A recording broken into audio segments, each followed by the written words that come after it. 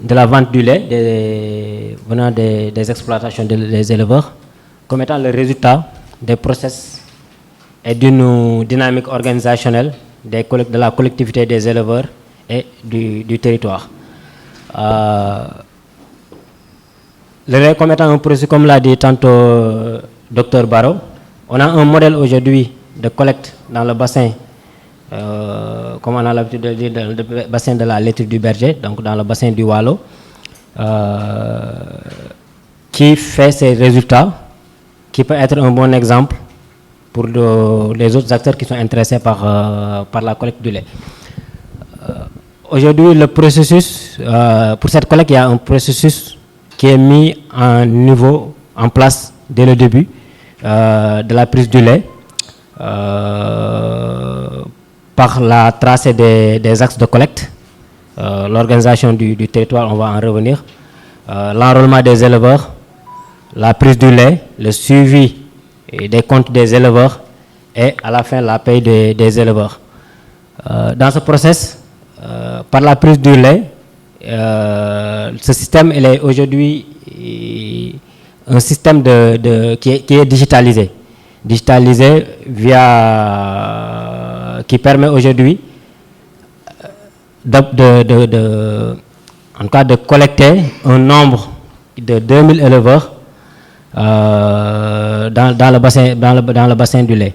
Et une fois que ce lait-là est pris, donc c'est intégré dans un système central, donc qui transmet les informations dans le compte des éleveurs et qui traduit les volumes de lait en valeur en argent. Et cet argent peut être utilisé par les éleveurs dans le courant du mois. Donc soit par des achats d'aliments, soit par les avances, soit par des prélevés qui peuvent être sur des traitements sanitaires, sur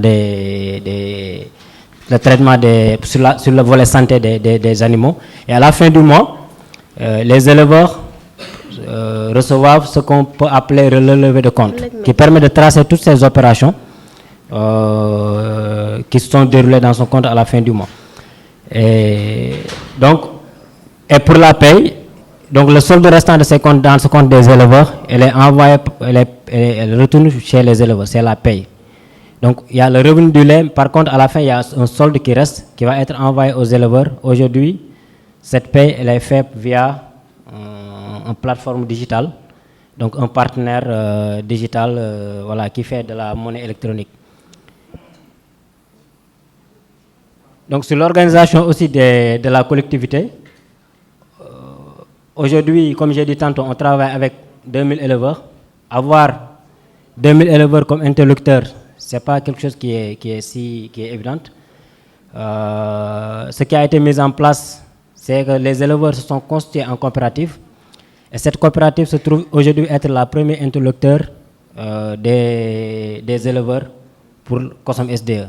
Et en rappel aussi, juste une petite parenthèse, COSOM SDE, c'est l'entreprise qui a été co-créée en 2019 par la laiterie du berger et par la coopérative des éleveurs. Donc cette coopérative représente l'ensemble des éleveurs au niveau de cette plateforme-là, ces sociétés exactement.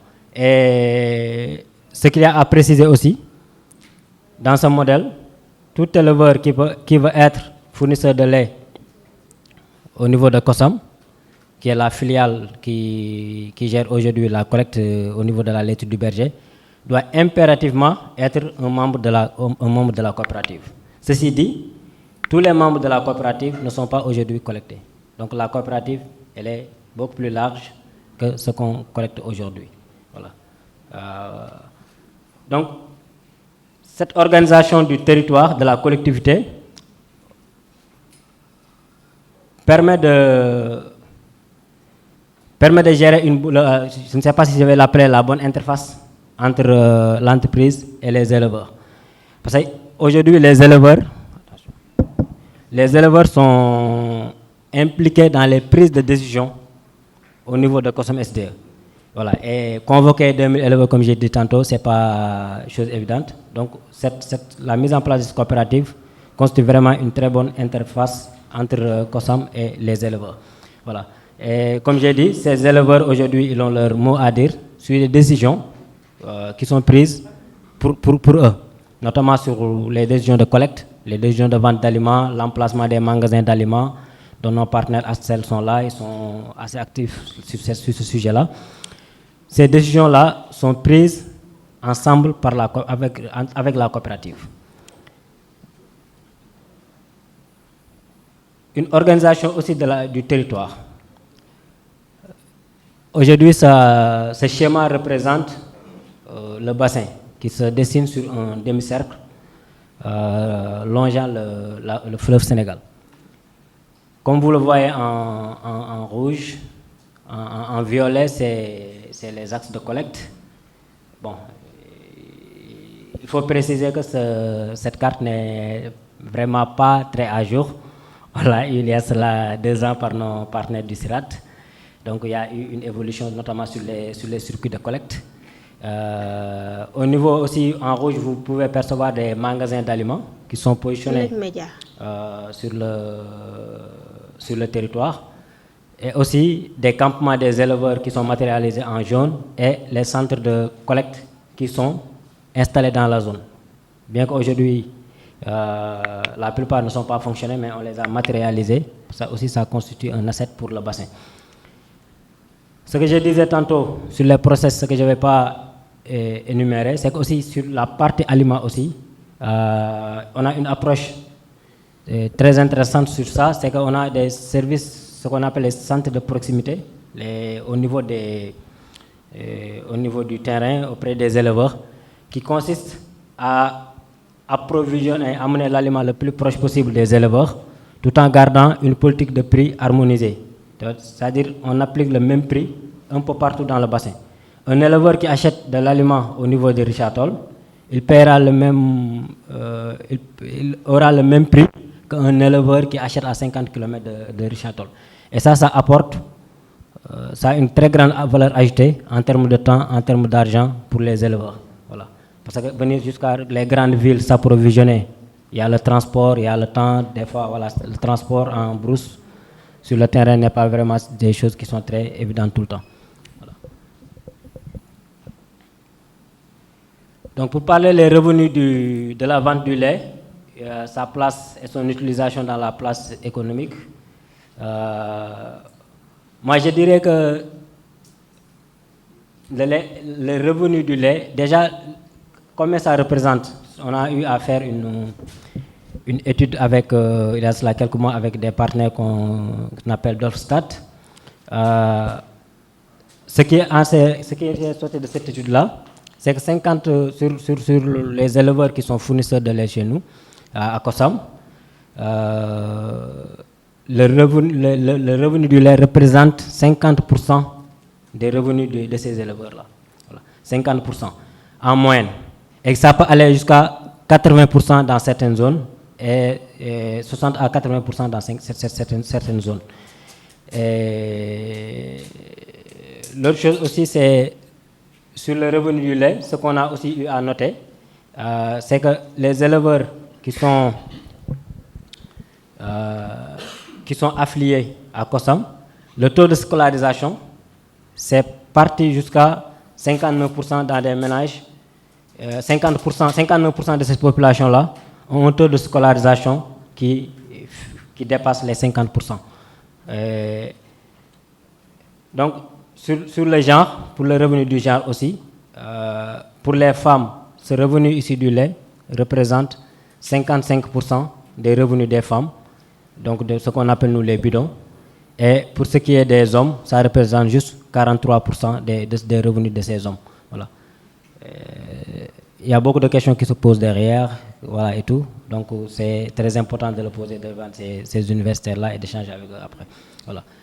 Donc l'utilisation de cet argent-là, principalement, il est utilisé pour les besoins de la famille, donc comme principalement tous revenus dans nos familles. Et donc pour acheter la nourriture pour la famille, c'est aussi utilisé pour l'alimentation des animaux, mais aussi pour la santé des animaux. Je pense que c'est les principales utilisations de ces revenus issus de la vente du lait. Voilà. La nourriture de l'alimentation de la famille, des animaux, mais aussi pour la santé des animaux.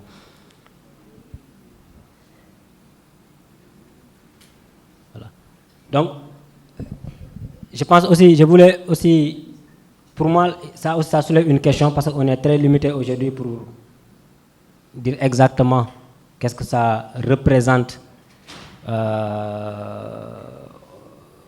sur la place. Qu'est-ce qui justifie que ça représente tant sur certaines exploitations et pas sur d'autres? Je pense que ce qui justifie cela, c'est en fait la donne sur les exploitations de ces éleveurs-là. Une famille ou bien une exploitation qui a un troupeau important, orienté production de lait, son revenu issu du lait peut être important. Par contre, on peut avoir un troupeau important alors que l'orientation de l'éleveur n'est pas vraiment de faire du lait. C'est peut-être de faire de la viande. Et ça, aujourd'hui, voilà, on le pose comme étant une question parce qu'on n'a pas vraiment les éléments qui justifient. On peut avoir juste un aperçu en discutant avec tel ou tel, mais pas vraiment sur des bases scientifiques. Et c'est des sujets aussi qui peuvent être très intéressants comme étant des sujets de recherche. Voilà. Donc la fonction sociale. La fonction sociale du lait chez les éleveurs. Le lait, il est utilisé, comme j'ai dit, il y a une partie du lait qui est commercialisée. D'accord? Combien ça fait dans les exploitations? Une question. Est-ce que c'est 50% du lait produit qui est commercialisé ou c'est 10%? Ça, c'est une question. On est très intéressé à avoir des réponses là-dessus. Il y a une partie, évidemment, comme on dit, qui peut être donnée en don. D'accord? Il y a une partie qui est autoconsommée. Donc, sur l'autoconsommation du lait aussi, ça revient au même point que j'ai soulevé. Hein. Vraiment, on ne sait pas aujourd'hui c'est quoi la part du lait qui est autoconsommé au niveau des exploitations et qui sont aujourd'hui collectés. Par contre, ce qu'on peut soulever, c'est qu'on observe des choses quand on va chez certains éleveurs, mais c'est peu représentatif pour en tirer des conclusions.